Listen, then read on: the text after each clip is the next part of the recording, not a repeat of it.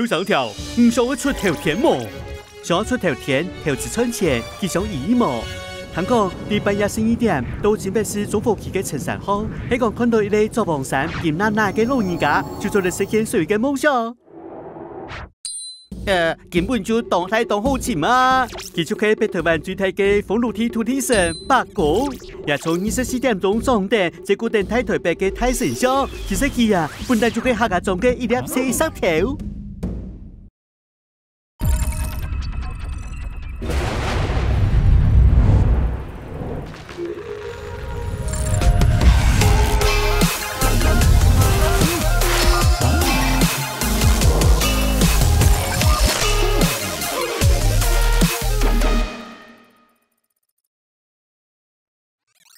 想了解豐路梯白宮嘅成長故事，我哋就得對認識客家白宮開始。白宮啲客家話嘅意思係個阿公嘅阿哥，代表拿白宮當做係自家嘅大家長。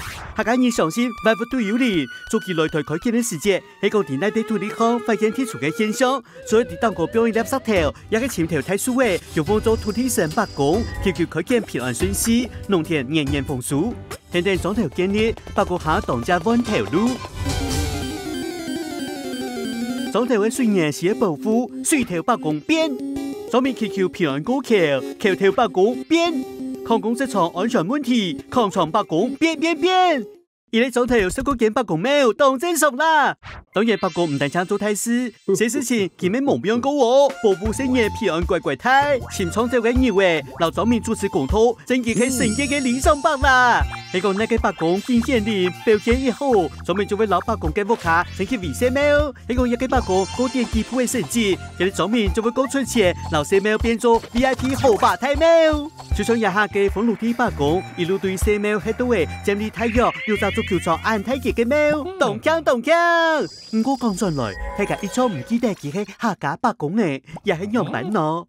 早期來台北打拼嘅客家人當入前世，冇人改形成關係當好嘅客家詞咯。也因啲隨行都嘅好老人，為到容易見到冇俾人欺負，只好抗議自家客家人嘅身份，嘅客家白宮一天天抗議來咧。唔單止係都市嘅白宮，工業化時代來臨。年輕愛意農田休耕，過去客家莊當道嘅白宮廟，也因啲蒙人拜做天天嘅訪題咧。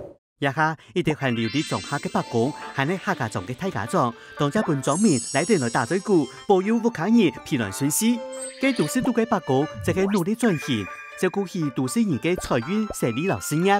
特別係1980年代盛行嘅大家樂時節，全台簽到簽起來，豐路梯嘅白宮有咗天天坐香茶，成為翹在當年任嘅白宮之一。國家所媒體持續報道，一下高年來參拜嘅茶，都會太盛茶啦。本豐路梯白宮變做台灣三大白宮廟嘅北部代表。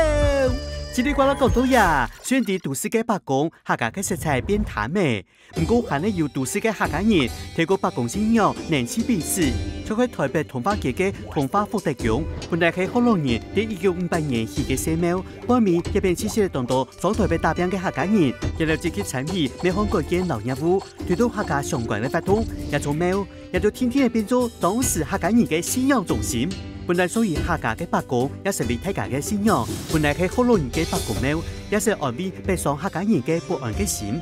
可能面對現代社會，無強族群向下束縛共同信仰嘅故事，也做得成為文化傳承嘅一股力量哦。